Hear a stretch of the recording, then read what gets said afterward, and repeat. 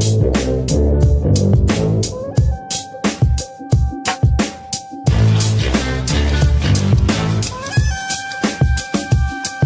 quests for Stanley, Larry, and the Triple Crown all came to an end this week.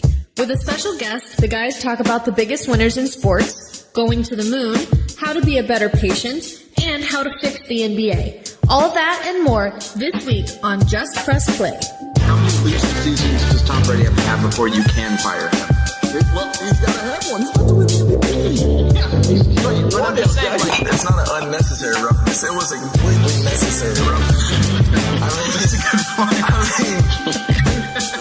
The man rushed for 170 yards is what he got credit for, but he walked and ran a total of like 300 yards. Give the man a ride. Good God. as soon as it came out of my face, I knew how dumb that was. Here we are. We're back with another week on the Just Press Play Pod. We're a day late and $1 short today because we actually have 4 of us today. We have special guest John Payne joining us, and between a sound designer, a TV producer, gas aficionado, is that what I would call you? Former IT director. Former IT director. Former IT director, yeah. We couldn't figure out the internet yesterday to save our lives, and we just had to call it a quit. So we were coming in today. And guys, there's a lot that's happened since our last episode. I mean, what the NHL's crowned a champion, the NBA's crowned a champion. Jerry Colangelo completely just threw his wife under the bus. LJ says he can fix the NBA. I mean, let's just get into it. Who had the best week in sports this week? LJ, who of all the athletes and just in sports world? I mean, I'm going to say any of the Capitals. I feel like if I'm on the Warriors, that didn't look like they were, planning their trip to Disney. They were just like, okay, well, we won this game. That was like ho-hum a week and a half ago. So I don't think they're planning their trip to the White House either. But they weren't invited, I believe. Yeah, they weren't invited because they told them last year to. Well, they had a few words. So, by the way, power move. I don't know if y'all saw this. I know people don't come to us to hear about the summit that could be happening in Singapore right now, but did y'all see Kim Jong-un brought his own personal toilet with him to the summit? No, I did. What? Yeah. Was it connected to anything? Was it a porta potty? Like, what are we talking about here? I think he brought his own porcelain, his own that he just tower with sets down and drops trowel wherever he wants. I just think you're never more comfortable than when you're on your own toilet. And so when he needs to go think right before the meeting, he can go think with himself. Anyway, that's a side note. It's the Epiphany toilet and Scrubs. So, are you saying in particular anybody on the Capitals like Ovi, who's been living his best life all weekend? It seems like, I'd be happy to be any of them right now. I mean, yeah, Ovi's. I've never called him Ovi in my life, so I'll go with Ovechkin. He seems to be enjoying himself quite a bit, so that would be pretty I feel like I know the guy. I've seen, after watching all the videos of him this weekend, I thought J.R. Smith did it right when the Cavaliers won the championship a couple years ago. Ovi is killing it. Yeah. He's doing what did he do? A keg stand on the Stanley Cup, which really doesn't make any sense because it doesn't work the same way. But and then he did a keg stand. That's just Thursday night around here, but that's just another night at Lips House. Thursday night. Yeah, but you don't get to do it with the Stanley Cup. So true that. Yeah. True that. At least not that I know of. I've never seen the Stanley Cup. He does it with this fantasy football trophy that's right over there behind him. He pours some beer in it. I could. Or Hitler's skull, depending on. But anyway. Dad, who do you have for who had the best week? Well, I wish I'd done a little research on this. But so is Justified a male or female horse?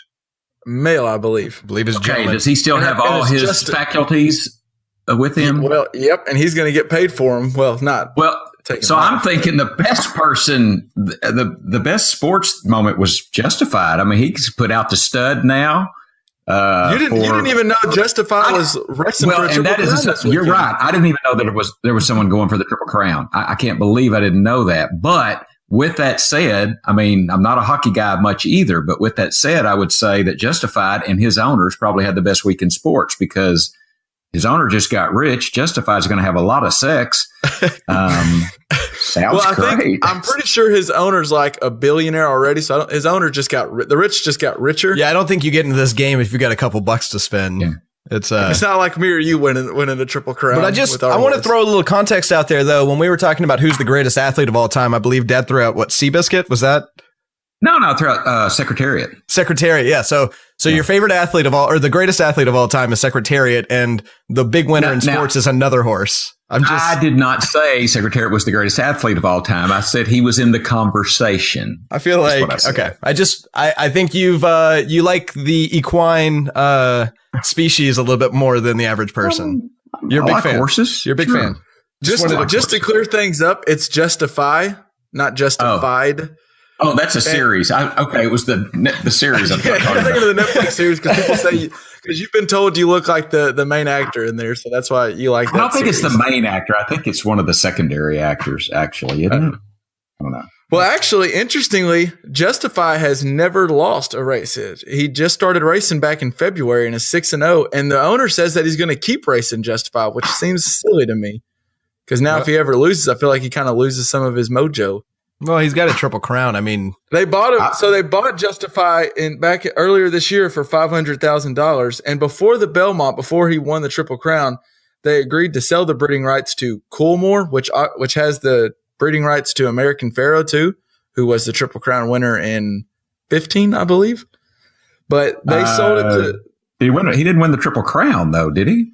American Pharaoh won the first Triple Crown since 1958, like 3 years ago, and then that's why I think people were like. Just ho-hum about Justify because it just happened not that long ago. But if you look, when was the last time it happened before that? It was 58 years ago or 1958. A long time before that, yeah. Might brush up on my horse racing. They sold so before the Belmont even happened, they sold the breeding rights for $60 million to this Coolmore. And now, since he won the Triple Crown, they already had a deal set on top of that if he wins it, then that's an additional $15 million. So they're getting $75 million for old Justify's breeding rights. Jeez. And he should make that up in about a year and a half from what I don't know exactly on my calculations. I might have to go back on it, but they say that they expect to breed him 250 times a year at an average of 150,000 per session with the horse. So he's going to have a good year for next couple of years. You think the horses would run harder if they knew what was at stake? I think they might. I'm sticking by my answer. Justify had the best athletic. Is a jockey an athlete? Yeah, they're athletic. They're athletes. Yes. Is a NASCAR driver an athlete? John, you seem like yeah. They're similar. Bring it, John.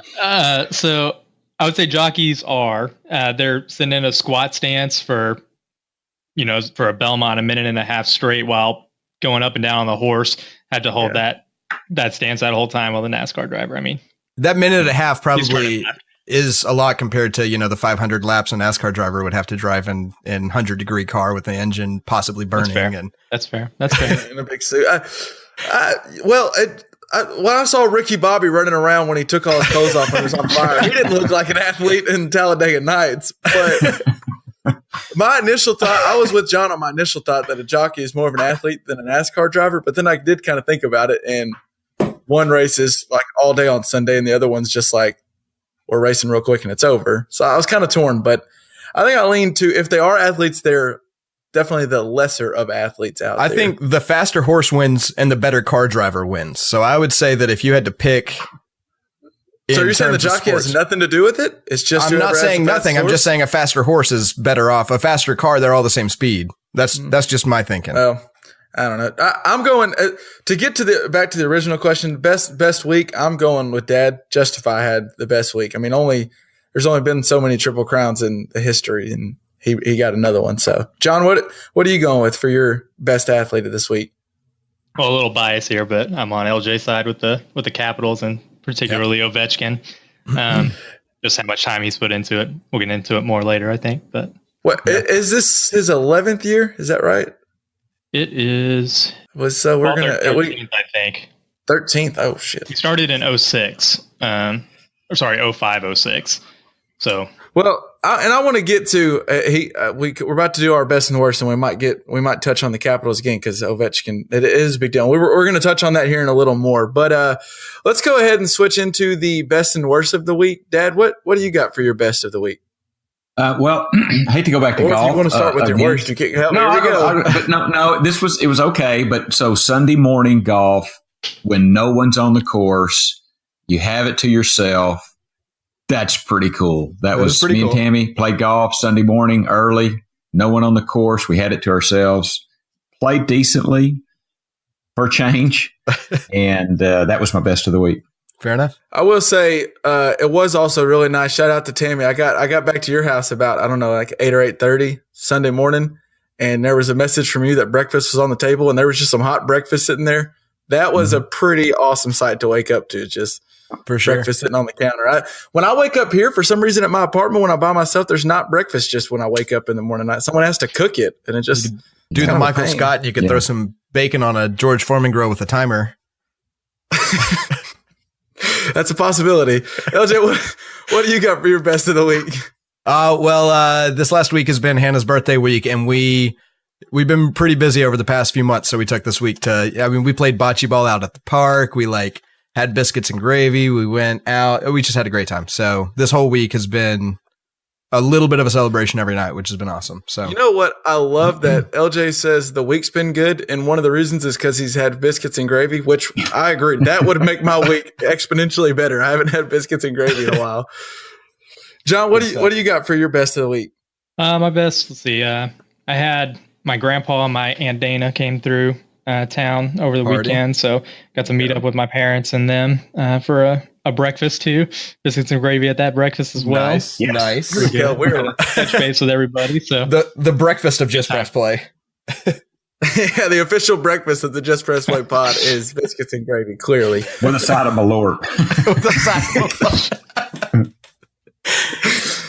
I'm going to go with my best of the week. I don't know if you saw this, LJ, but yesterday was the 10-year anniversary of the Carter 3, Lil Wayne's album. I've been didn't listening realize to how- that actually. Have you really? I didn't realize how old I am, but yeah, it's been 10 years since the Carter Yeah. 3 came out. And also this week, news finally broke that Lil Wayne finally reaching a settlement with Birdman, who's had Okay. his rights to sell his music. He's been trying to come out with the Carter 5 since 2014. He's been unable to because Birdman owns his rights. And they finally settled. I think it's for $15 million or something. Wow. But so now the Carter 5 is Lil Wayne's to sell, and he should be coming out soon. So I just remember that when Carter 3 came out, there was like a year stretch or a year and a half, maybe longer, where everything Lil Wayne put out, everyone, at least my age, was all over. If you heard that Lighters track before the song, Yeah, you knew it was Yeah. about to be a banger. for sure. And then my fault. My fault. then- My dog's son. Like, oh, we mentioned best a few times on our breakfast on our best a few times, but I don't know if y'all saw the news that came out today, and it's what's going to be my worst. Did you see that IHOP is changing their name? No. They are switching the P and moving it to a B. They are now going to guess what you think it stands. They're IHOB now. What do you think that B stands for? Breakfast. Breakfast? Burgers, the International House of Burgers. Wait, they No, have you're, introduced- surely you jest. Swear. They are going International House of Burgers. They are implementing 7 new steak burgers to their menu. And they cited that not as many people are eating breakfast as they once were. And so they are trying to get into the brunch and dinner game. wow, And they're going to do so with burgers. And I think, so I read a little more on it because I couldn't believe it. And I think it seems to be like a marketing ploy. Like they're not changing their signs up on all their stores, but inside the restaurants, all their signs will be changed to IHOB. But it just seems ridiculous. Of all the places you could name where you would think to go get a burger, I don't know how far down the list you have to go before you get to IHOP. I mean, I just don't know that I want to go to a place called IHOP. I mean, it's just, I don't like the. I don't know. It's Hell, got a bad connotation to it. I don't I know. go to Whataburger for a pancake before I went to IHOP for a burger. It just makes no sense to me. Well, I will say that I've had IHOP burgers and enjoyed them greatly, but that doesn't. I don't think I'd have you an enjoy IHOP everything burger. at 2:30 in the morning. You know, That's true. That there is a special time and headspace that IHOP becomes the second best restaurant, just under Waffle House. So, Dad, what do you got for your worst of the week? well, I mean, can I still have J.R. Smith and Tyronn Lue as my worst? That's, I mean, Yeah. they're still my worst. And we'll get to it, but he might have been the reason LeBron broke his hand in game 1. We'll get to that in a second. But yeah, you can. they're J.R. my- Smith's worst can hang around for a while because that was still bad. And looking back, it's still bad. He's still a bad goat. Bad goat. John, what do you got for your worst of the week? Well, I had the opportunity to spend the weekend moving apartments, which is just miserable. Glorious. The whole process. I mean, it's just they give you that list of all the things you had to have clean, or they're going to charge you this and that, and and it's just more things just keep coming out of corners that you just don't expect, and it was just But we're done now, so takes like 6 months to unpack boxes. Yeah. I didn't realize with moving, like already the moving part is bad enough, but when I moved out of the first place I lived in was the place that Dad owned, and actually I didn't move out completely from it because some Lane and Labatt still lived there. But when I moved out of my apartment in Fayetteville, I didn't realize, I thought it looks pretty clean. I know I signed a thing that says like I paid a deposit and they can use my deposit for like cleaning fees, and they just bent me over and charged me like $100 for cleaning fees when it really was, there was nothing wrong with it. I was only there for like 5.5 months, and it was only like a 1-bedroom. So there wasn't even room for me to get anything screwed up. But they're like, we had to mop the floors and clean all the windows and change out everything and charge me like $160 for it. I always assume a security deposit is gone. Just always. Yeah. There's no reason to expect it back. Well, I learned that the hard way. LJ, did you you haven't said your worst of the week yet, have you? I have not, no. All right, what you got? Anthony Bourdain passed away this last week. He was kind of a hero of mine. Like I really liked I saw well, now I'm losing the name of the show. But I watched him go around the world, and it kind CNN of show?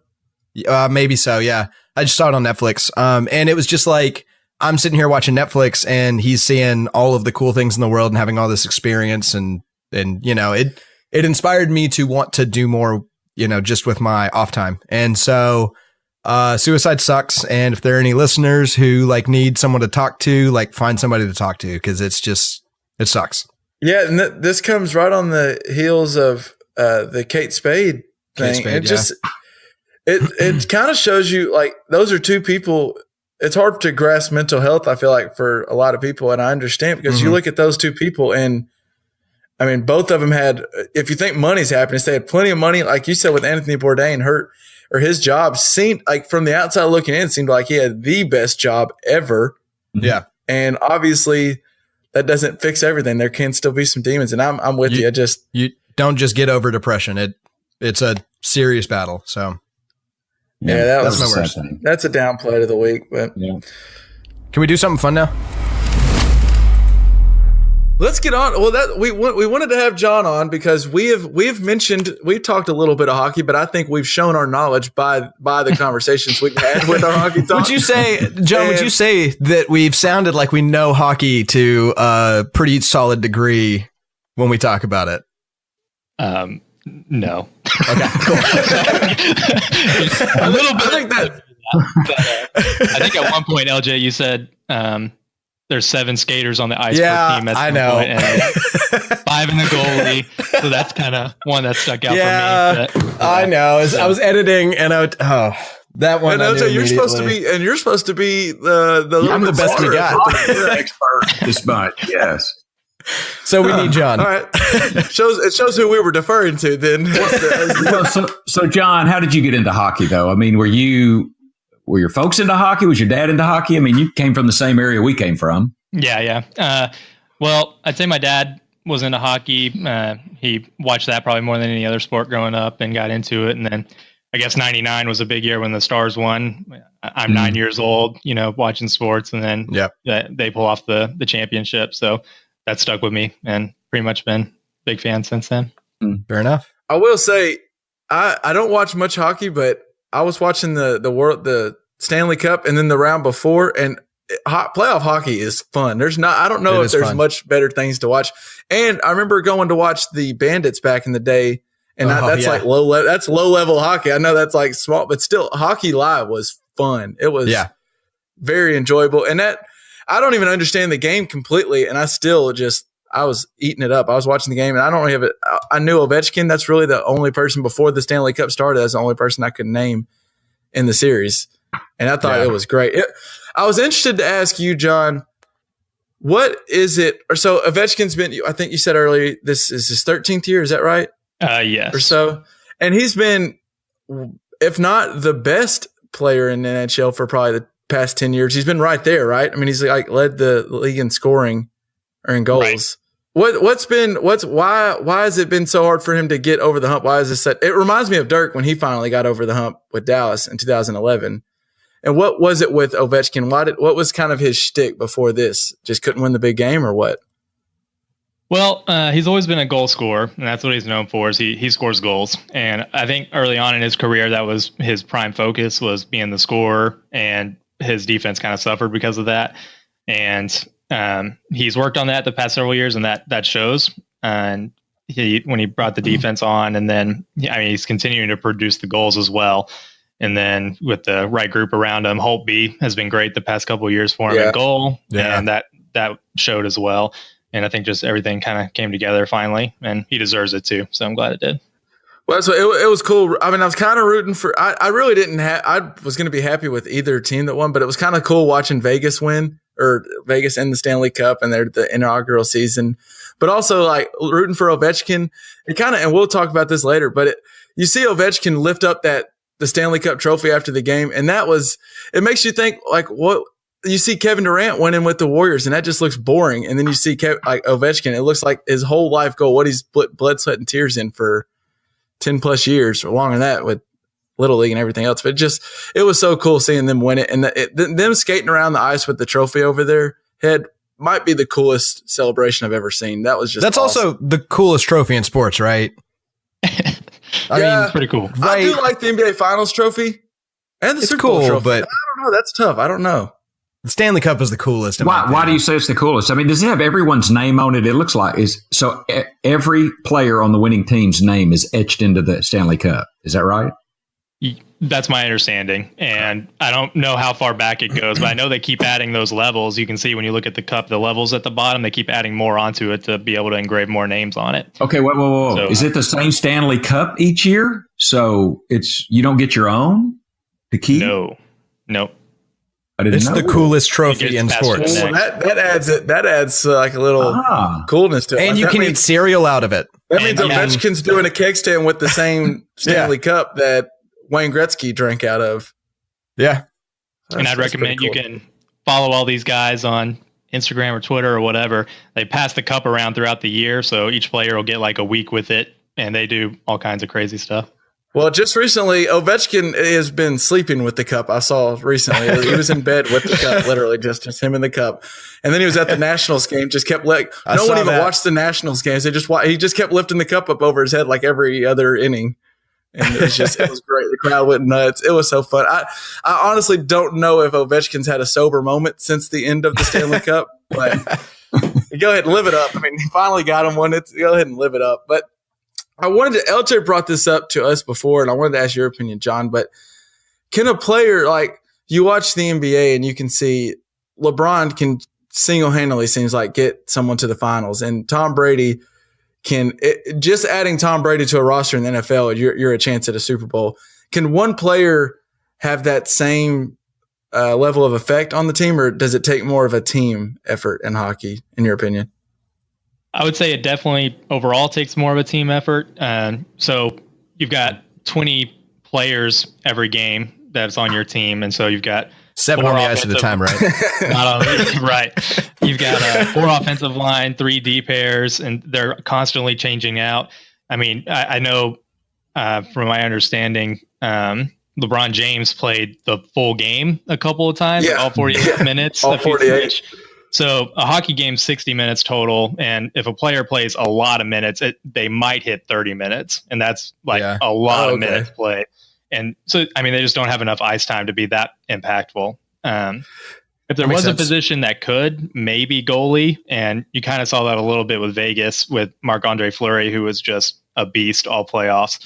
The goalie might be able to turn it, but even that, not to the same level, I don't think.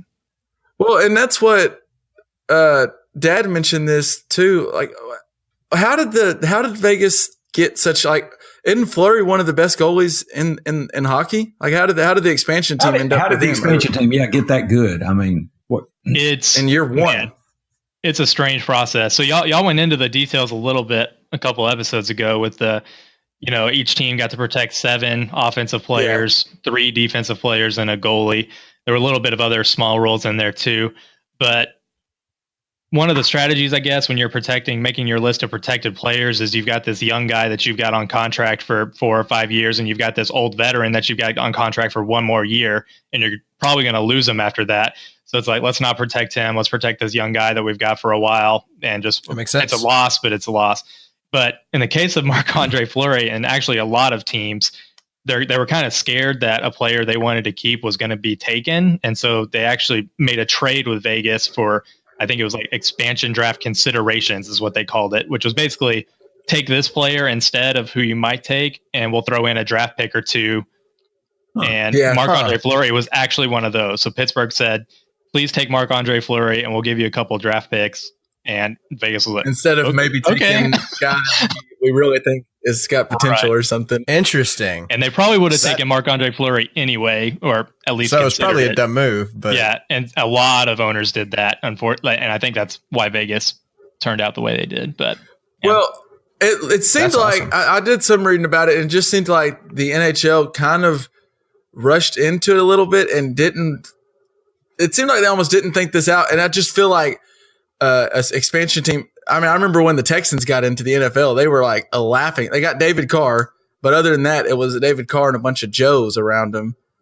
And then you watch the Vegas Knights, and maybe part of it's what you're saying. It seems like, did they have just did they have a star, or are they just a well-rounded team with veterans? They had, Marc-Andre Fleury was a strong veteran, and then they had James Neal, who's a strong offensive veteran. Other than that, this guy Marchessault that they got from Florida, he showed up this year, and I don't think I haven't gone back to look at his previous stats, but he had a very strong year this year. And from my understanding, I didn't know who he was before this year, to be honest. And I think they just had players that showed up this year, and some of that could be their team kind of gave up on them and got rid of them at the expansion chip draft, on your shoulder, a little bit more motivation to play well too. So as a fan of the sport, do you think it's good for hockey that a team can get to the Stanley Cup in the first year, or is it kind of like demeaning? Because what the Maple Leafs haven't been there in 30, 40 years or something. Yeah, I think for the game, it's probably a good thing, especially for Vegas to get fans in early and hopefully keep them. That makes sense. I don't think I'd want this in the future. Maybe like making the playoffs would be a good goal for an expansion team, but being, at the Stanley Cup first year, maybe I'm just a little bitter because the Stars haven't been in a while either. But well, that's what I looked at as like fans of teams that have been around for a while, and you've paid your dues, and then you see the city of Las Vegas gets a damn team, and then they're in the Stanley Cup Finals in year 1. So I went to opening night in Dallas. Vegas was actually in Dallas for their very first game, so I went to that game. And that was shortly after the Vegas shooting. And so they had like a little pregame there. So it is cool to see the team do so well immediately after that incident, and then have just a strong team to kind of get around. That was kind of cool to see. Yeah. That helps out cities a lot that are in need, for sure. That's like New Orleans with the Saints after Katrina. Right. Yeah. Having that incredible season did a lot for the city. So if you had to win, like for Ovechkin and the Capitals, for any city that you had to win the Stanley Cup Final on the road, Las Vegas is a pretty solid one to be the city you're in when you win it. If you're not gonna win it at home, Vegas would be pretty sweet.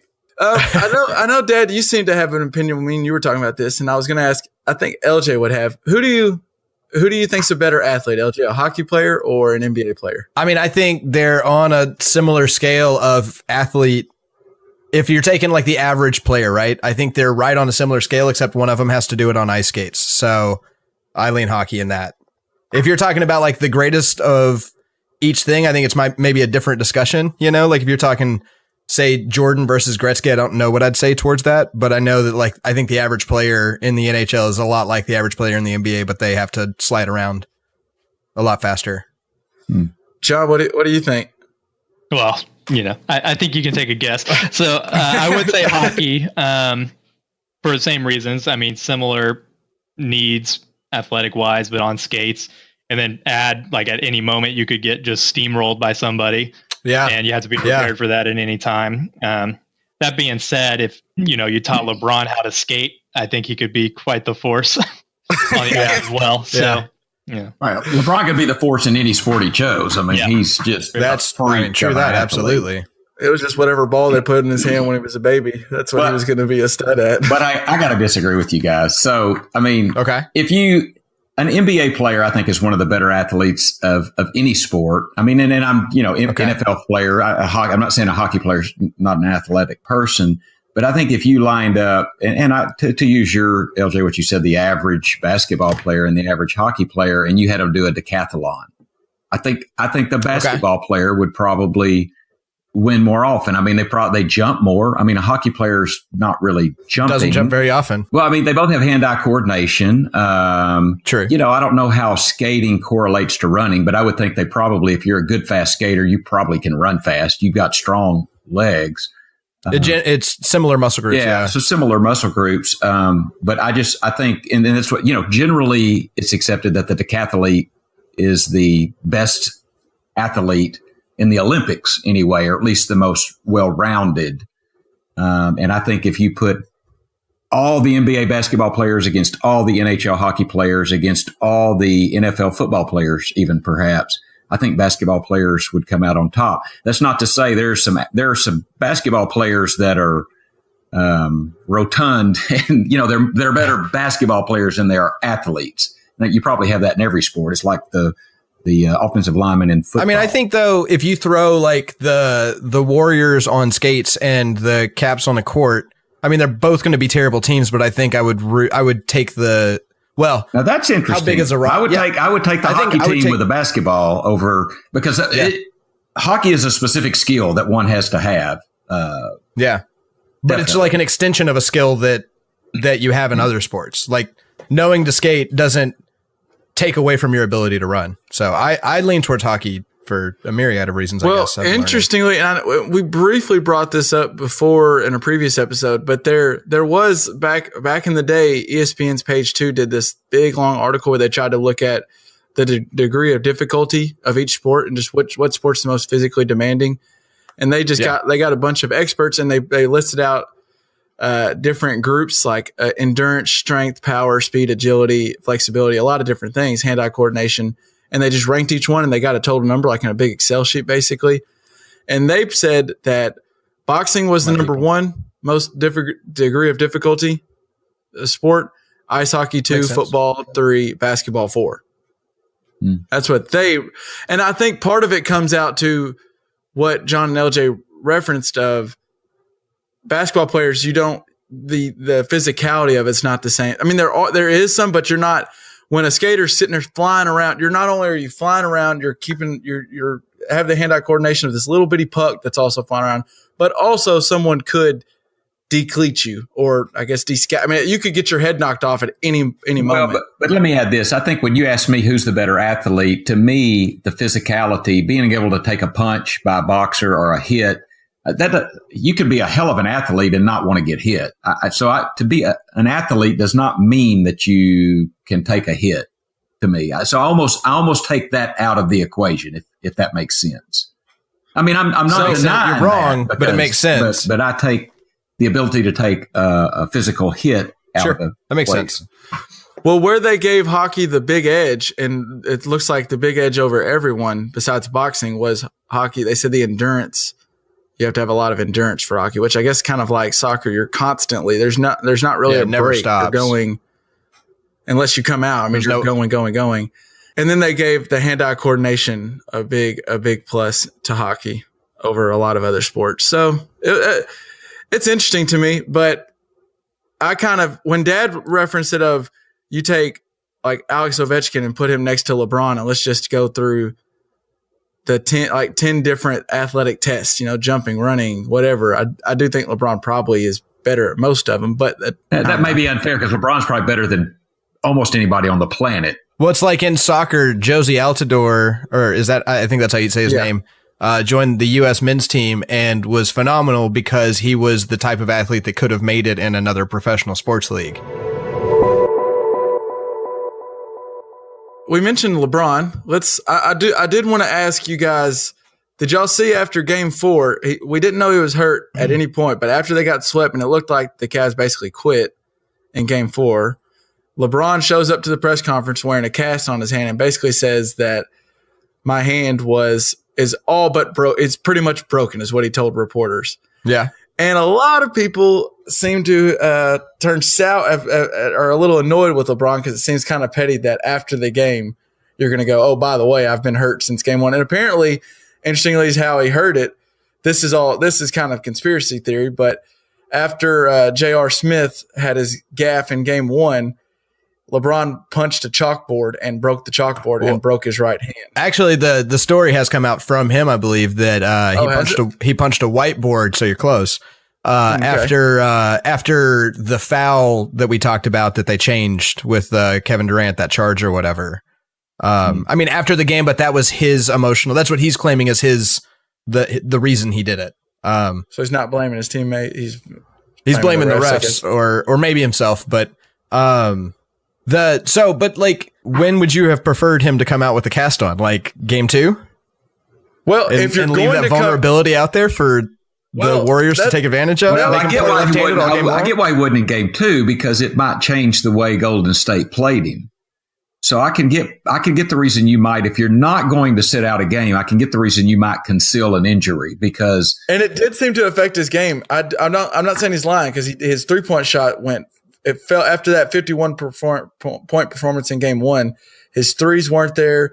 His field goal percentage dropped down. He was shooting 60% before that in the playoffs, and then he was shooting 49 in the final 3 and 25 from 3-point range. Yeah. So he definitely, something happened to his game. It seemed like he missed a bunch of shots around the rim. But yeah, Dad, we didn't know about it for 4 games. He could have just gone 10 more minutes and not been wearing a cast at the press conference, and no one would have known about it. Why? Why not put a broken hand in a cast? Why do you have to wait so the press doesn't know that you play? Like, because it almost seems like an excuse. I think what he's getting flack for. I think it's silly. Whatever. But so you think his excuse was, I was so stupidly angry that I punched a wall and screwed over my team, and he thinks this is a good thing? He thinks this is what paints him in a good light? I'm kind of playing devil's advocate. I'm telling you why other people are annoyed with LeBron James right now. Because it's the typical, after you lose, you go, oh, well, I was hurt the whole time. They didn't beat me at full health. I think the truth is, when you decide to step out on the court, or you decide to do your job in any sense, like, who cares if you're injured? You're here to do your job. Like, I don't care that Michael Jordan had the flu. You just go out and you do your job. And if you can't do your job, then I'm going to go ahead and throw this out there, Dad. You may disagree. Michael Jordan didn't have the flu. He just got drunk as hell the night before and was hungover. Actually, the most likely story was a food poisoning, from what I've read. But because Utah gave him food poisoning the night before. Whatever. He was sick. He played, and he didn't bitch about it. He didn't. I mean, as far as I remember, God, it was like the biggest, most dramatic thing in all of sport. Oh, good God! That's how you can tell he's the MJ guy over here, because he didn't. Michael Jordan was over here with ice packs. Like every time out, they had to lift his feet up and put ice. Scottie Pippen's carrying him on his back out to the court, saying, "It's okay, buddy, it's okay." But he didn't make a big deal of it. It was just like he really felt bad. For God's sake, I mean, and LeBron played with a broken hand. It's do your job. Who cares? When I'm at work, price of gas, somebody's put some ice on the back of mine. Jordan in the flu game, you price of gas. Somebody needs to bring me some cool water. You have a hard time seeing the comparison there. Then you got the whole. Speaking of conspiracy theories, remember when Paul Pierce had to get wheeled out on a wheelchair and then came back in the same game, Dad? Vaguely.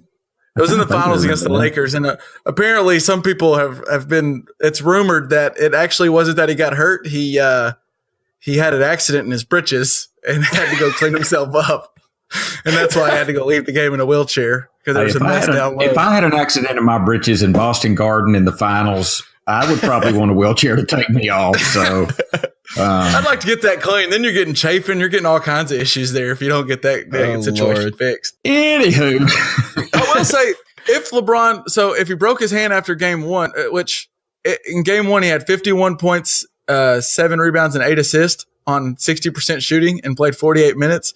And then if he had a broken right hand from 2 to 4, which it looks like he may have, I'd like to want my team to have a player as good as LeBron James one-handed, because LeBron James with a broken hand had 44 minutes a game, 28 points per game, shot 49%, and had 8 rebounds and 11 assists. So one-handed LeBron was still a pretty good asset to have. Maybe that's how he makes his money next year. Is he sends his right hand to South Beach and his left hand to LA. So that gets to the next question of where do you want LeBron? Dad, what do you think LeBron does, or what do you want LeBron to do from here? I really don't care. I mean, I don't have an idea of what I want him to do. I think if I was tired him, of seeing the Warriors? Yeah, I mean, I don't want him to go to the Warriors. I will say that. If he went to the Warriors, that's like complete sellout. So I don't know why. I mean, and you could bring KD into it, whatever, but I think LeBron can't go to the Warriors. I think he goes to the Lakers. I think you go to the Lakers. There's a lot of business opportunities for him out there. He can put a pretty decent team together around him. He could probably take Paul George. You've got Lonzo. You've got Randall. You've got Brandon Ingram. I get the whole business opportunity in LA, but aren't we in 2018? You can do business from anywhere. I mean, we have private jets and video. It still calls matters. and It still matters. It matters. And plus the weather. Have you ever spent any time in San Diego? I've been to San Diego maybe twice. And I mean, it's worth being out there. It's probably better than You're Cleveland. saying it's nicer than Cleveland in winter? Yes, I'm saying it's nicer than Cleveland in winter. It's a beautiful place to live. If I'm LeBron, I go to Golden State, because the only metric that matters is championships. That's nobody ever talks about. It does, though, LJ. I think I get what you're saying, and that was the case. But if we look back over the last, if we look back at the 2015 finals, you're going to go, Steph Curry had that championship where the Warriors revolutionized basketball, and it was great. But then you remember 2016 was LeBron and the Cavs came back. But then the last 2 years, I don't even think of that as Kevin Durant won Finals MVP the last 2 years, but really all I remember, this past year, this was LeBron's playoffs. It's not Kevin Durant's. Yeah, but you've got recency bias. If you look back at Jordan's era, you count numbers. You don't think in 20 years when we look back at this? Yeah, you're counting numbers. You're looking at hard stats. In 20 years when we look back, we're going to go, do you see what LeBron did with this Cleveland team? Played 45 minutes a game. 45 minutes a game. You're looking at hard stats in 20 years. Nobody's saying look what Bill Russell could do for 45 minutes a game. They're saying, look at his numbers. Well, that's because you're looking at hard stats. The film's just hard to watch from Bill Russell if you can find it. Well, that's fair. Playing against guys my height. That's fair, but people aren't going to. They might have been a little taller than you, Cam. Bill Russell and some Hall of Famers playing against us four in basketball. They won most of the time. I'd take them. I don't know what John's shot's like, but I'm still taking Bill Russell over us four. You're looking at hard numbers once you get later down the road. Right now, you can remember all of the context that led up to it, but the context gets lost over time. Do you think Kevin Durant regrets his decision at all? When you see because you see when guys win you remember the Kevin Garnett saying anything is possible, and LeBron saying Cleveland, this is for you, and then Ovechkin raising the trophy up. There's something about when you win one for your city, and Kevin Durant will never be Golden State's guy. It's always Kevin Durant or it's Steph Curry's team. Yeah, but I think I'd rank it like winning one for your city, winning one, and then way down not winning one. So I don't think he regrets it very much. OKC was up 3-1, and he left. But he was playing with Russell Westbrook. I mean, and I as great an athlete as Westbrook is, I wouldn't want to play with him. I'm just right. I mean, you understand what I'm saying, right? Yeah, I get. Winning should be more fun. The Warriors don't even look like it. Looks like it's boring for them to go out and win a championship. Do you see their celebration was boring?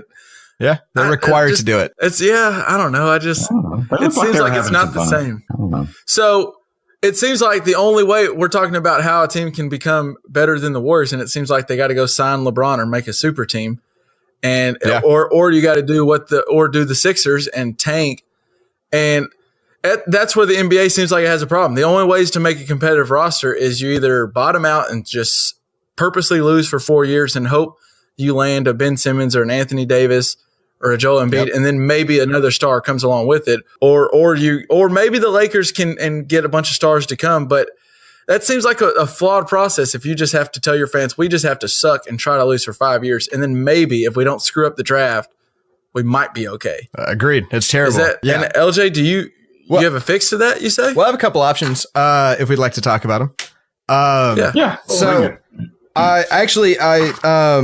A lot of these come from a website called 538. It's a really great statistician website. They do a lot about politics, but they Part also of ESPN, right? I don't know, maybe It was, I think, it was part of ESPN, and then I think the guy just started his own. Like he started his own thing. Up maybe because so. It was so good.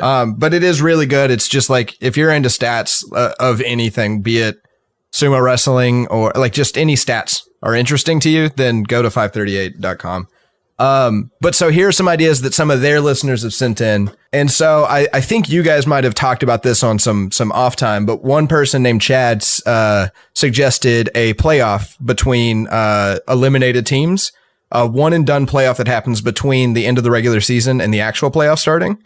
And, winner of said playoffs gets the first pick in the draft. So, So you're not awarding someone for sucking, Right. For being the worst, right. That only matters in seeding for this last playoff.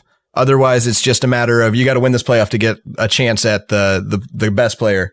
I think the con with this, though, is that you're really rewarding the most mediocre team, the team that barely didn't make the playoffs and is just about as good as everybody else. Yeah, but what you're doing is you're incentivizing being the best possible team each year instead of incentivizing the Sixers to purposely lose. Yeah, it's better than the Sixers basically it's better said than we're current going to lose system. as much as we want. Yeah, and hopefully we land a star. You're incentivizing being the best team that you can be. But also, whatever that is. You're incentivizing being the best team out of the sucky. Like it's still, you have a better chance if you're in the middle. The poor stay poor. The middle get a little richer. The middle class grows, but the Well, so the that's lower interesting. class. I think me and Dad found so we sat here yesterday after we couldn't figure out how to work the internet and we weren't going to record a podcast yesterday. Me and Dad just started working this out. And I originally heard the thought of elimination tournament between these teams for the pick from Bill Simmons. He floated around in the book of basketball. I think way back in the day, he floated the idea around. It was in the book of basketball? Really? He's floated this goes way idea back. since his page 2 on the ESPN days. It's been a while. The good But- days. He what me and Dad thought about is if you're so right now 16 teams make the playoffs. If you're the 8th seed in the West and you're a mediocre team, you still may tank a little bit at the end of the year, like you purposely lose a couple of games. So instead of go to play the Warriors in round 1 and get swept most likely, now you're probably the best team in this elimination tournament and you might get the first pick. So we don't completely fix our issue, right? Well, so I've got a couple other options. Okay. So this was suggested by a couple guys named Sam and Cody, and they suggested that you. Are these like friends of yours? Because you just keep throwing out No, they're from first name 538. bases, like Chaz I and just Sam didn't and want to like Cody. steal their work. You know, I don't want to like make it seem like these are all my original ideas because my original ideas suck for this. I'll tell you. Okay, I'll tell you do my wanna hear original your idea real original quick. one. Yeah, my you had original an original one, idea you said. for this is maybe you set up a system where teams with lowest fan attendance gets the highest draft pick. So that way the teams in most need of a star player get the highest draft pick. The problem with that is owners will start telling their fans, "Hey, don't show up. We want to get, Joel they'll Embiid just- or whatever." They'll just like take a year where no one comes to the game. We'll take a loss and then get So the first pick. that's obviously a it. problem. That one seems like it has way more holes than just that too. I think that's a pretty flaw. That's the best one I came up with, so that's why I'm sticking with. So Sam and Cody over here. Let's hear Sam and Cody. Yeah. They're Sam and Cody. They have a system. Okay, so you basically buy futures on other teams. And so like the way this works is the lowest ranking team of this year, they get to pick whose record they want to own next year. So like say the Mavericks were the lowest record this year. They then look at what the scope of the world is going to be next year. And maybe they say, okay, so next year the Cavaliers aren't going to have LeBron, I don't think. So I would like to own their pick, and whatever their record suggests that they should pick, that's where I get to pick.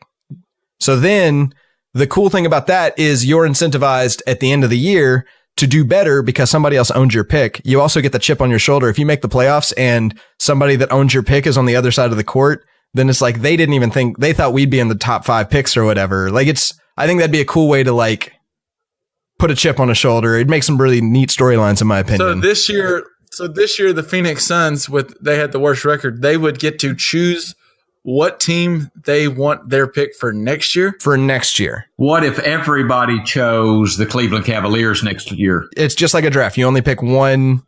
The first team gets to pick first. The second team gets to pick everybody left in the pool. They get to pick from those teams. And then the third team gets to pick from everybody left in the pool after those 2 picks. Does that make sense? Seems like it'd be really hard it's already hard enough to keep up with like who has whose first round pick and which one's protected and unprotected. And now you're getting to where we're all swapping picks. That's the con here, is that it's really complicated for the at-home fan, right? It's like, I think it's really interesting. I think it leads to around and find the team like they end up with a pick where could happen. That's why I like this a lot, because it's like, it's the team that's best at like seeing the future and picking strategy. It turns the draft into a stock market. I think it's super cool, but it's super complicated.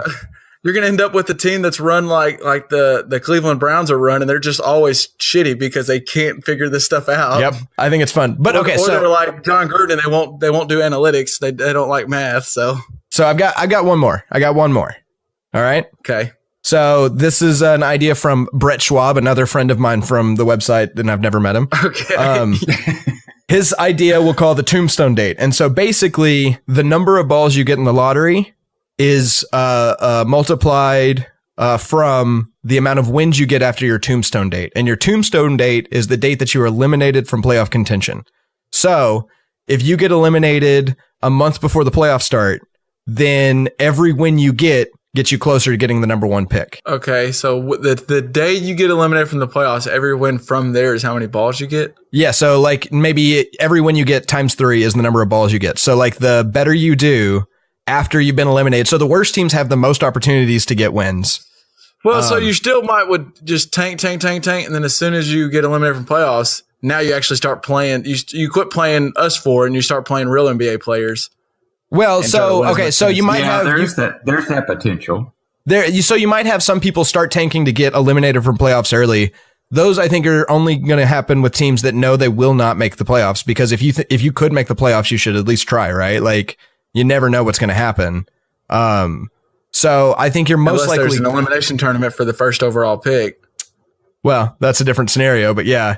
Well, and I guess yeah. So this is if you know you're going to get eliminated, sure, maybe you tank a couple of games, try to get eliminated as quickly as possible. But then you still have to play good basketball. The end of the year, you have teams. So then you have like, say, the Suns playing against maybe the Spurs, who are potentially resting starters because they've got to get to the playoffs. But that game is now interesting because the Suns, if they get this, that's an extra, 3% chance at the number 1 pick. Like, that's and then if you have games that would normally be meaningless, like say the Suns versus the Mavericks, then that game becomes interesting because the winner of that, not the loser of that, but the winner of that has a better chance of getting a high pick.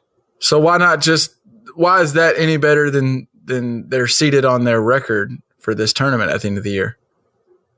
I think the tournament leads to possible injuries for young players because these teams that are not making the playoffs tend to not have veteran leadership. So I think you're more likely to have, maybe a Joel Embiid or somebody like that have a really serious injury. You could get hurt anywhere.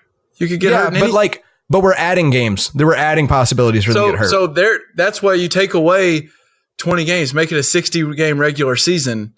Because we already played too many regular season games. I'm intrigued by that. Okay, that's a decent solution. And then you do this tournament, and it even gives the playoff teams I think this tournament's more interesting than the playoffs were this past year. Definitely would have been this year, no doubt. But I'm also saying that the playoff teams you do this, take this for like a week or two, so it gives the playoffs teams like a week and a half to rest and heal up for the playoffs. So but you also give the 15th best team becomes the team that's most likely to get the first round pick. It's not necessarily, but I don't think you'll have a team that goes 14-65 or whatever, because they're not going to purposely lose. They'll try to win. Sure. I think the gap but not you're be still as far between. But you're not helping the teams that are the worst, and that's what the draft in traditionally in every sport is about, is helping the draft team and sign better, and you'll get better. But you can't draft better now because the teams that are right in the middle are the ones that always get the better draft picks, not the teams at the bottom. The Browns would never stop being the Browns because they would never have the opportunity to stop being the Browns. Beat them.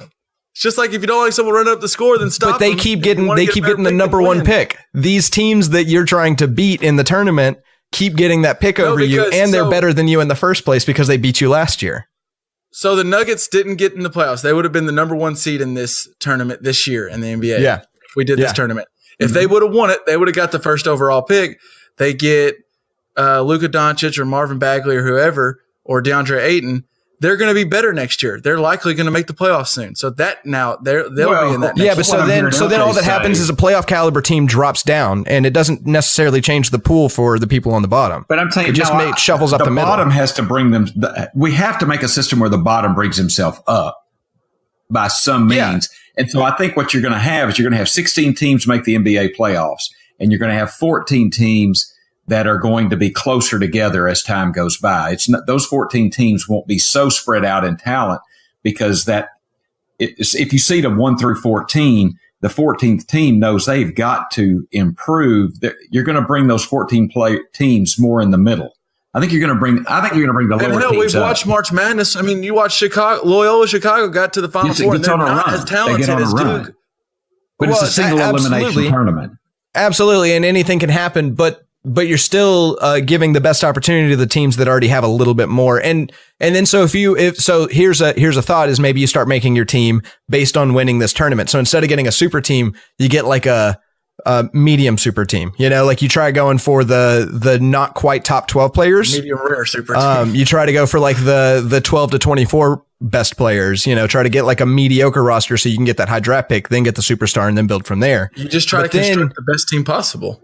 Every year, try to make the sure, best team but how does that compete with the superstar league? Like, how are you getting LeBron? How are you convincing KD to come to your team? How are you convincing these by having a Ben Simmons and Joel Embiid on your roster? So you need to have the highest draft pick. So you need to be the. So then you're more likely to happen if you're in the middle. So then the middle get richer. The rich maybe get a little bit poorer, but the poor stay just down at the bottom. Would you rather see the Sixers at least try to put out a mediocre team and maybe get the first pick, or would you rather see them put out D-League players and lose 70 games so they can get just handed the first pick?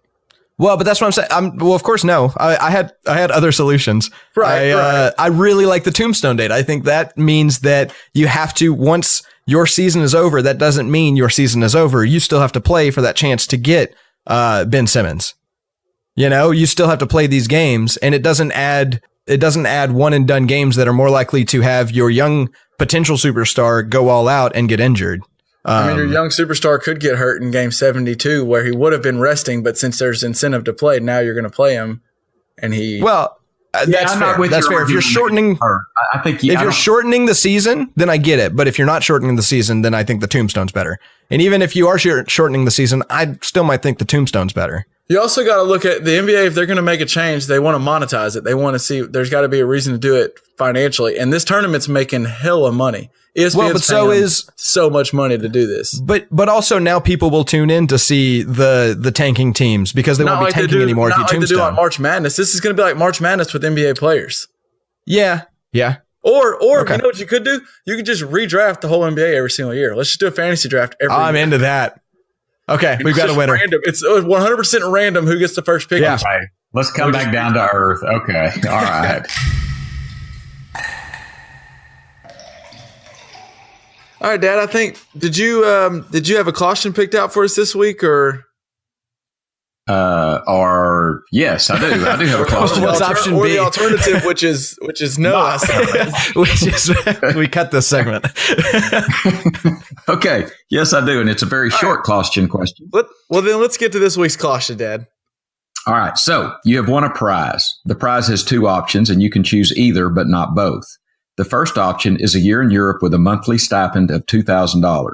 The second option is 10 minutes on the moon. Which option do you select? Only get 10 minutes on the moon? Only 10 minutes on the moon. And I don't get any kind of stipend or anything. No. Well, you get to go to the moon. Is that not? You get to go to the moon. Like, how many people have done that? Like 6? Well, yeah, but it's a $2,000 a month stipend. That's not going to get you a whole lot in Europe. You know? Do we know that anyone's actually been on the moon? That was a conspiracy, right? Kevin. Are you saying that's a conspiracy? Kevin. Come on. I saw the ship on Arrested Development. Oh my God. That was Is that not all facts on there? I thought that was a very factual. Yes, Kevin, we've been to the moon. Okay. I think I think $2,000. I saw a moon rock in a museum. I don't know how it got there, if it's a conspiracy. Well, just like dinosaurs, but we'll get to that another time. Just spray paint a rock. So are you saying dinosaurs are a conspiracy? Oh That's for my another God. conversation, but yeah. So my answer to the question is I think you can go a lot further with $2,000 than you think, Dad. I'm going to Europe. I'm going to live in like a little tiny village, and I'll even save up some money. I think it's going to be perfect. That's my answer. Okay. All right. John, what do you think, John? What are you going with?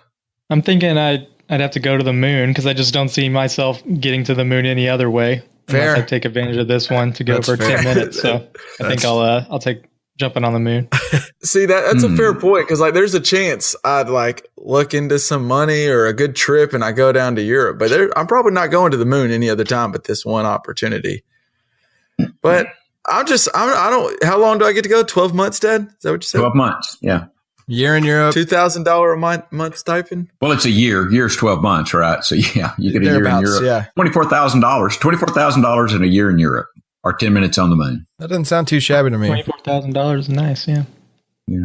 Give me. I'm going to go Europe. What do you think, Dad? I think $24,000 is enough for me to. Well, I'd probably be in trouble.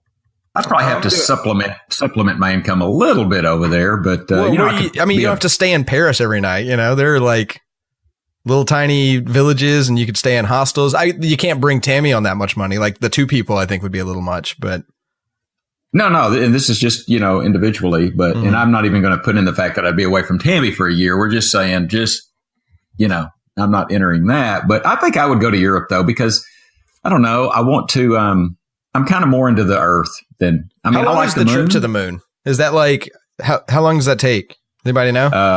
Longer than 10 minutes. Well, I'm kind of feeling me like there. they're just. I think you're just going to kind of get plopped on the moon. I don't think you have to actually go through the whole process of. You think it's like teleportation? You think that to win this prize, they just gave you a free teleporter, but the fun part is the moon, not the teleporter? Like they could send you literally anywhere. And you're like, well, 10 minutes on the moon's all I really want. I've just opened my imagination. I mean, we're already talking about going to the moon, which has never happened before in the history Oh of my man. God. So we're already opening our imaginations for this. So I kind of find It takes to get us back to Sandy. It takes about 3 days to get to the moon. So it'd be 6 days round trip to spend 10 minutes. Or you could get that's a lot of mile. That's a lot of trip just for 10 minutes. And I mean, what are you going to do when you get on the moon? You're going to get out and you're going to go, wow, it's a big blue marble over there. but like and it is, you get back in it's the spacecraft. that view would not be like, oh wow, it's a big blue marble. Like it would be amazing. That'd be the coolest thing you will have ever seen in your life. But it's a 10-minute view. I mean, Yeah, but you probably you can film it. You can do whatever you want with it. And you can then just you be also there. You can have see been the to well, the here's moon. another question. I wouldn't, if I only had 10 minutes to look at it, I wouldn't want to look through an iPhone to film it. I mean, you wouldn't look film at it. You'd never look at it. They've got better pictures on NASA. You would want to experience it. Yeah. But like, yeah, I would want to experience it. but you get to experience something You know that what? like 6 people ever have experienced, or some small number, maybe Or greater than zero. zero. Greater than zero.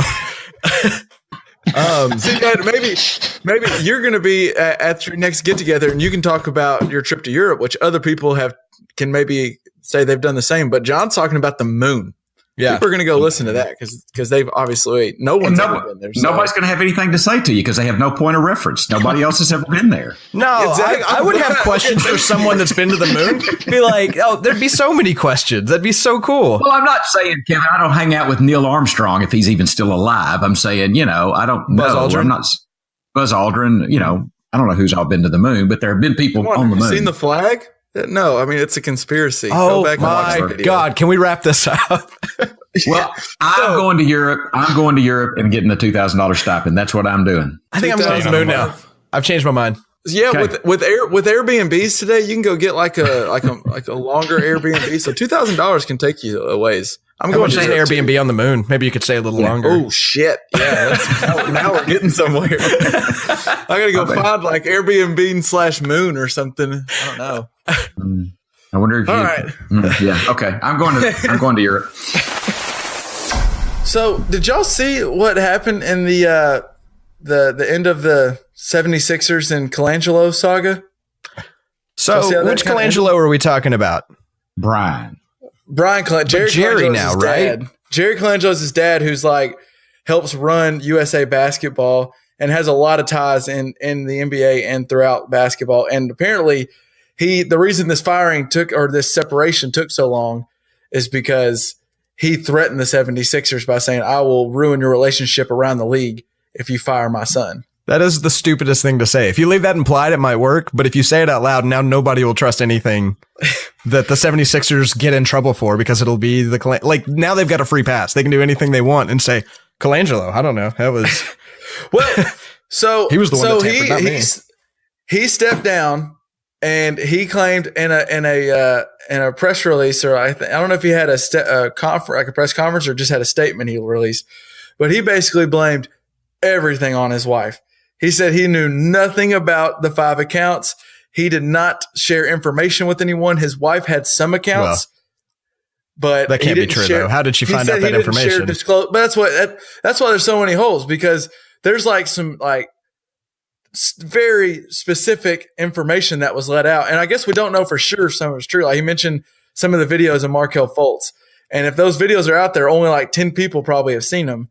And it's him, his wife maybe, and whoever else is running these accounts. But the reason it doesn't make sense to say all 5, like maybe his wife, I do think his wife probably did some, because there were some like defending, his collar, and there were some defending his son at University of Chicago and like different things. But then there was some that looked like a GM or something going, well, Jahlil Okafor failed a physical. That's why he didn't get traded. Why don't you go ask him about that physical? Or why don't you go ask Markelle Fultz about his uncle who's training him and broken his shot and all these different things. Didn't that article in the Ringer though? They went to some speech analyst that said that there's no way that it's more than one person on these Twitter accounts. That I think it was based on the grammar and time of day.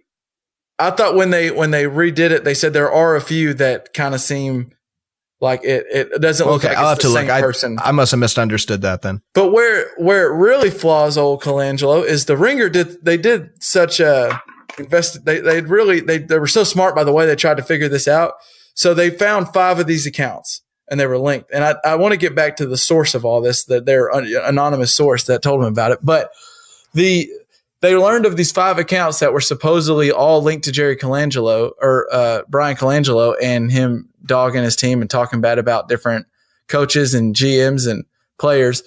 And they told him that they were aware. They called the Philadelphia 76ers and said, hey, we're aware of these 2 accounts about the 76ers that seem to link to Colangelo. Do y'all have any statement on it? They're like, no, we'll ask Colangelo about it and then we'll give you a call back. And within like 20 minutes, all 5 got shut down. They didn't tell them they knew about all 5, but all 5 get shut down. So unless you're saying Colangelo's first thing was, as soon as they told him, he went, honey, are you doing something that I don't know about? Yeah. Or if he went, oh shit, they know about all my Twitter accounts, and he went and deleted maybe 3 of them, and she deleted the one where she was defending his big collars or whatever the hell that was about. But like the other thing is like I wouldn't fault him for talking to his wife about it. Like that, that's fair. Whatever. Don't throw your wife under the bus then. Like that's worse. If it's true that the wife just completely screwed him and did all this behind his back and made him lose his job, then I'd be pissed if I'm Colangelo. But if I'm the wife, I'm like, why do I take the fall for all of your BS about all this stuff you were talking about with whoever Okafor? I don't know his first name. I don't even care about your team. I feel like that's hard. That I don't know how a marriage lasts. Obviously, I'm not the person that I think they're about to have some problems. But yeah, I think there's some problems in that relationship moving forward. Oh yeah, there's problems, no doubt about it. But so now the Sixers, that job is open, and you're looking at, I don't know if there's ever been a better GM job in all of sports open right now than that job.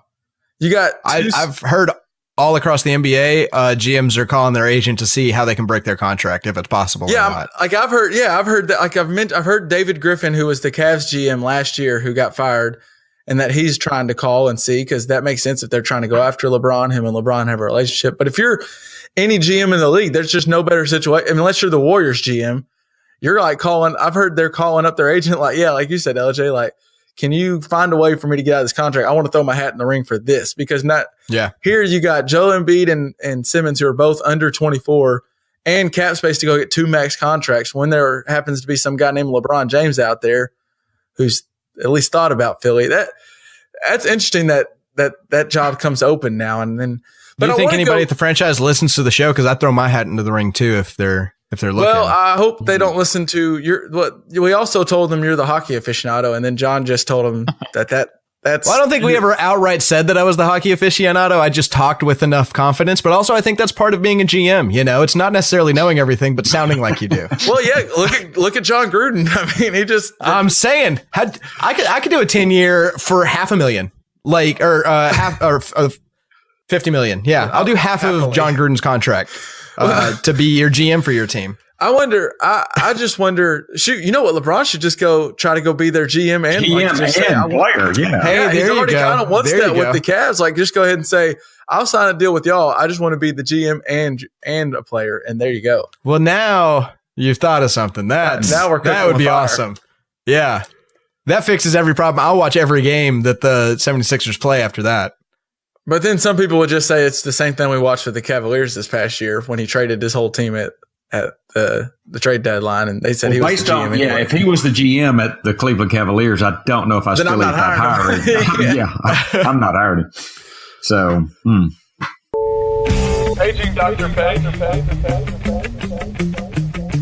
While we have a doctor here on board, Dad, have you ever noticed how long it freaking takes at a doctor's I do have a office? question. So, I'm busy too. I mean, I have a life. I have appointments. I have things I have to do, people I need to see, appointments I need to keep. But people put ice on your back when you're pricing gas. I think you're doing all right. Well, I mean, pricing gas is important. It is important. I'm just saying you got a support structure. You'll be fine. I've got it. But nobody does it better than me. So anyway. Okay. So what I'm wondering, when I have a 1:15 appointment, I expect to go in there and by God, at 1:15, I want to be in the doctor's office. I don't want to be sitting there reading Time magazine and then go back there. You might be in the doctor's office, but you might be waiting an hour after you get in the doctor's office. Well, then you go, and then you get excited. You get excited because then they call your name. Mr. Luthringer, come on back. You go on back and you tail starts wagging. The doctor's in the little exam room for a half an hour. So they weigh you and then show you a model of an ear to look at because that's what you're going to have for the next half hour. Hey, Doc, what the hell's up with that? What's up? Yeah, if you just listen to us, just bitch and moan for a good. Doctors suck. What do you think, John? Rude, but let's see. There's a lot of factors that I would say go into this, and not just the doctor's time. But that being said, I will admit there are doctors out there that maybe overbook a little bit and get behind because of it. But I think the easiest way would be to go through like a typical clinic schedule. And if everything went perfect, what would happen? So in general, when you're in the real world as a general practice doctor, they want you to see about 12 patients in a half day, which ends up to be 20-minute appointments. Okay. So you have the first appointment at 8:00, and in a perfect world, your first patient shows up at 7:45 so they can get their paperwork done. They get in the room at 8. You can start seeing them at 8. And for you three, I imagine y'all are relatively healthy individuals. You might have maybe one or two health problems that are doing well. I can just ask you a few questions. Hey, everything's going well. Let's get you those refills, get you out of here. Unfortunately, not every patient's that way. And in fact, most aren't. Okay. And they can have multiple problems, multiple complaints, multiple issues. And so let's say they're like you, and I knock it out. 20 minutes is perfect amount of time. I get them out. Next patient's already here. Their paperwork's done. They're ready. And that's just how the rest of the morning goes. It's just perfectly timed. Easy patients go through. So in real world situations, what happens is first appointment's at 8:00. And most clinics will have like a late rule where if the patient shows up within 30 minutes of the appointment, they can still be seen. So what happens is that 8:00 patient shows up at 8:19, almost on the dot. You can predict it. And so the next patient's supposed to be there at 8:20. So 8:19, they start making their paperwork. They're not even back in the room yet. So they're back in the room maybe by 8:30. The 8:20 is already here. They're waiting. They're in the room 2, waiting to be seen. So now I just now get to my first patient. And of course, they've got 3 complaints. One of them's uncontrolled chest pain. Oh no, are they having a heart attack? Let's call the ER, get them over to the ER. Before I know it, my next patient, I'm getting ready to see my second patient that was scheduled at 8:20 at 8:45, 8:50, and now I'm already 30 minutes behind. And that can just snowball and snowball and snowball and lead to just a disaster of a clinic day. But am I hearing you say, John, I'm hearing you say that a lot of the reason is the patients don't get there in time to get primed to get in the room and get ready. Is that? That is a factor for sure. That happens pretty regularly, at least in my experience in the clinic I work at. I get that a lot. Okay. And then in really any residency clinic, they usually work with like underserved patients, usually unhealthy population that have just, a massive list of medical problems that you have to tease through every visit to make sure that they're not, going to go I home. guess And you probably should turn over every stone. If you're my doctor, I want you to go ahead and figure out everything. Make sure I'm clear.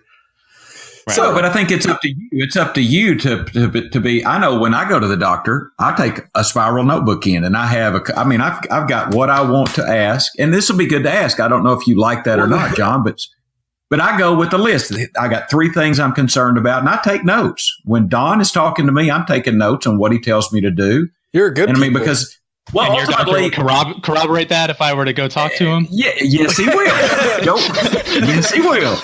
Go ask him. Because I mean, who ultimately? And here, I think here's what people don't realize: who ultimately is in charge of your health care? You are. Yes, I am. 100% agree with that.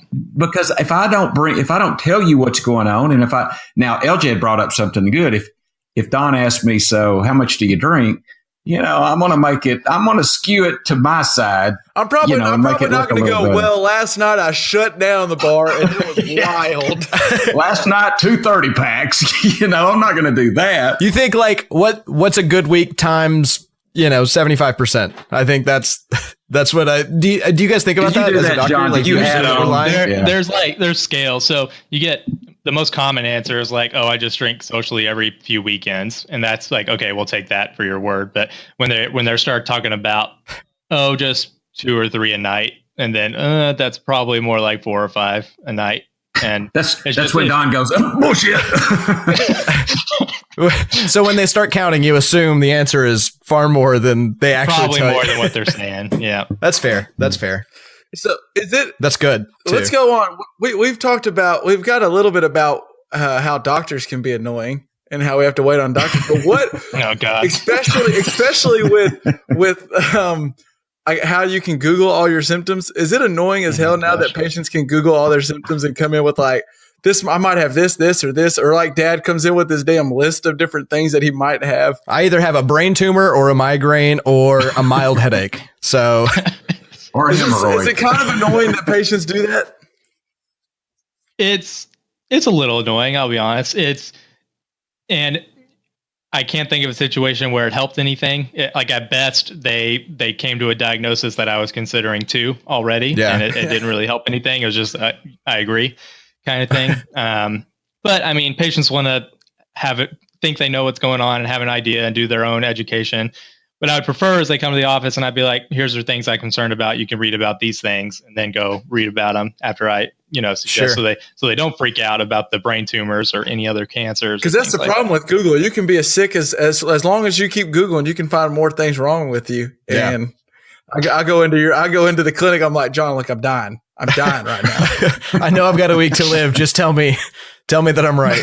What is I don't, maybe you can't say this. I was going to ask you, what is the most annoying thing that patients do consistently? Well, I mean, we've already touched on it, but showing up late. I mean, it ruins the clinic day. Like as soon as one patient shows up late, the rest of that day is just so you're saying to be just trying to catch up. To be a good patient, I should show up like 15 minutes early. Is that like ideal? 15 minutes before your appointment time so you can fill out the initial paperwork and be in the room at your appointment time ready to go. But also, I need to be the first person in the door because if I'm the third person in the door, that 15 minutes turns to 65 minutes. Yep. Okay.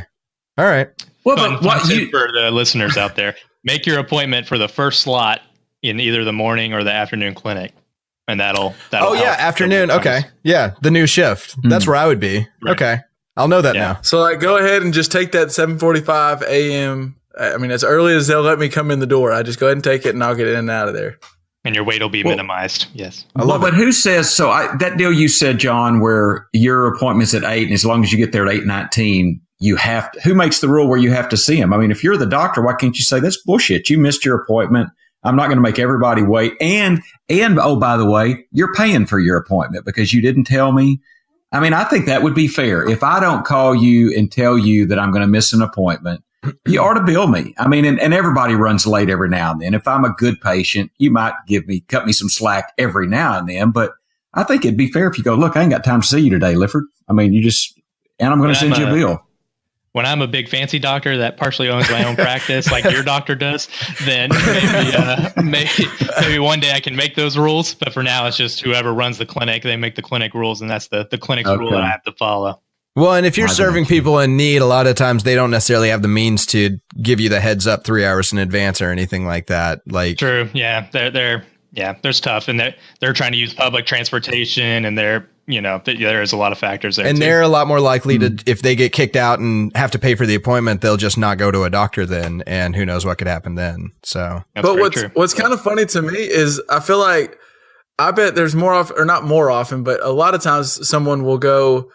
They're not that worried about getting to their 9 o'clock appointment right at 9 because in their head they're like, "Well, I'm not going to get into the damn door." Till That's how I 9:30, usually am. so Like, show I'll up when I try to show get up. at And that's 9, what but- ruins the whole day. Is that Yeah. one person does it at 8:30, and now John's behind the 8 ball until lunch. because Until I after- decided I'm not getting in, but So when I'm pissed at the doctor's office because I'm an hour behind, I should beat the hell out of somebody walking out. Yeah. Right? Just The picture walking out. Yeah. beat the hell out of them. So we're saying at least with the doctors that we're talking to, they're not back there just kicking their feet up while we're waiting in the room looking at your little ear thing or whatever else is in the in that clinic room. They're not just sitting there chilling. They're probably annoyed at somebody else that showed up late for their. I probably shouldn't call out y'all's dad's doctor.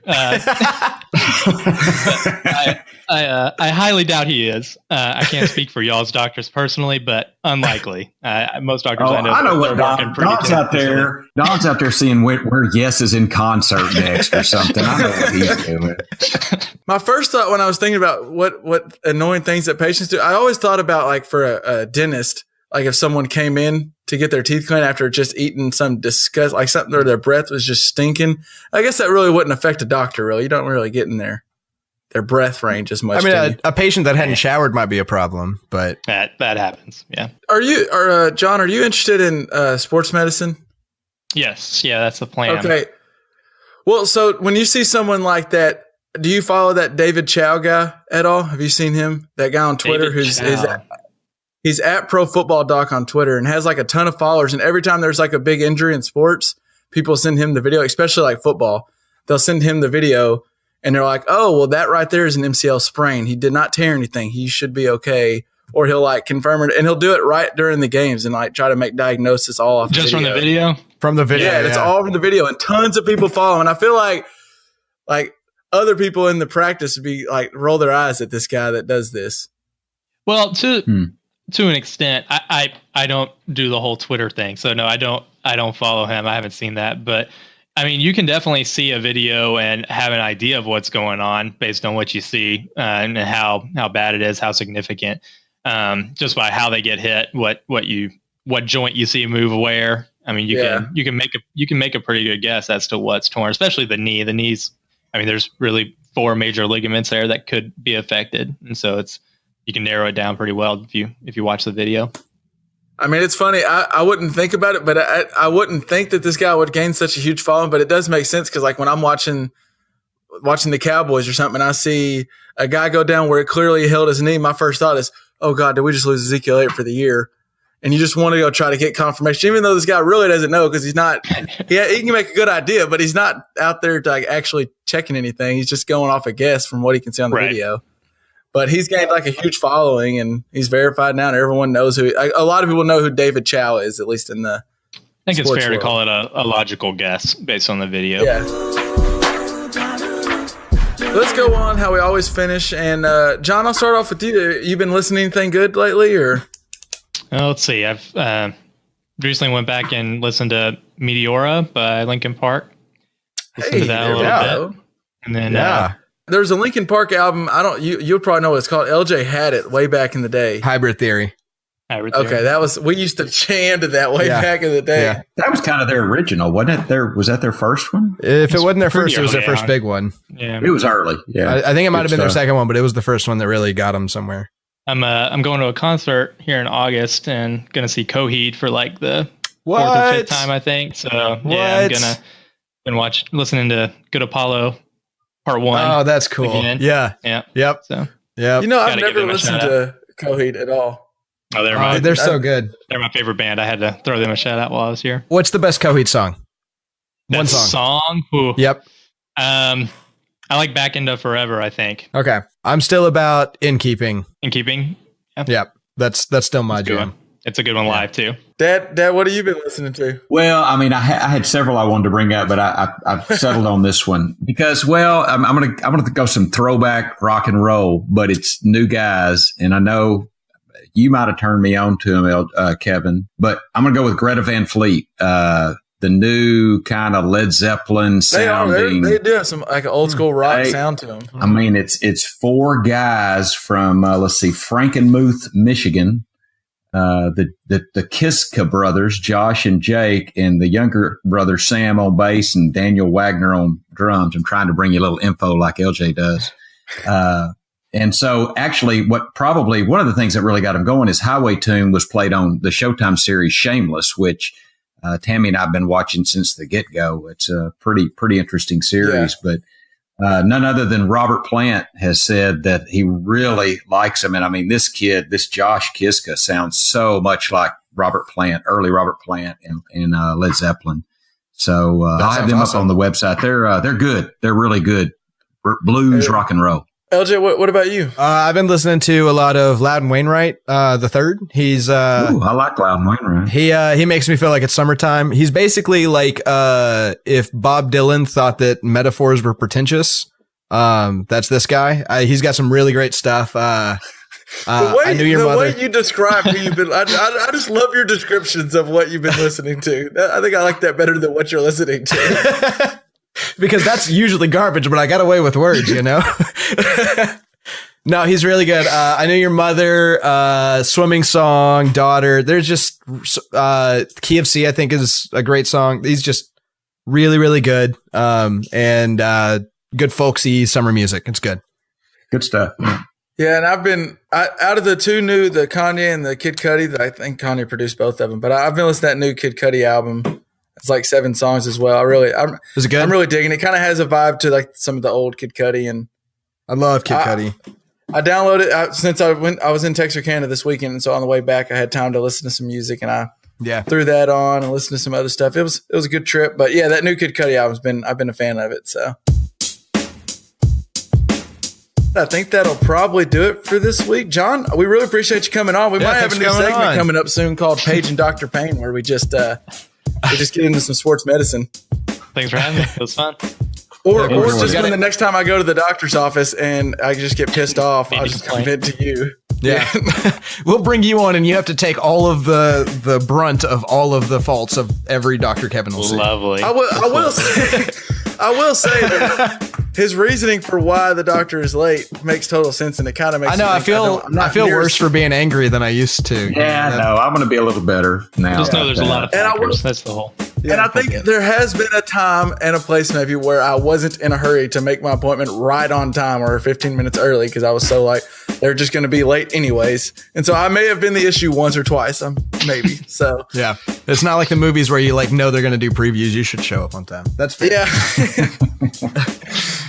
Well, for this week, I think that'll do us. As always, you can find us on Twitter at JPP Podcast or on Facebook at Just Press Play Podcast. And hit us up if you got any. If you have any other questions for things that just annoy the shit out of you at the doctor's office, maybe we can get John back on and he can give you some answers. He can straighten you out. He'll teach you something.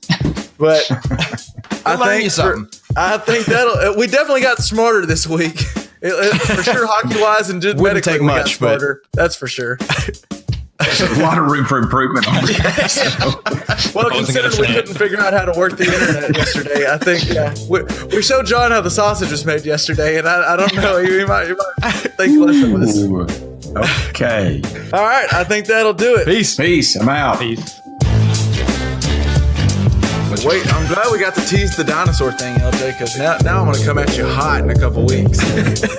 Oh my God. John, would you like to be on when Kevin tries to tell us that dinosaurs aren't real just so we have... It's all a myth that Hollywood created just so we can... Good. Where is this coming from, Kevin? Save it. They didn't start finding dinosaur bones until we made up that there was something called a dinosaur. We don't have time this week. We don't have time this week. I want to get into this all the way. I want to destroy you.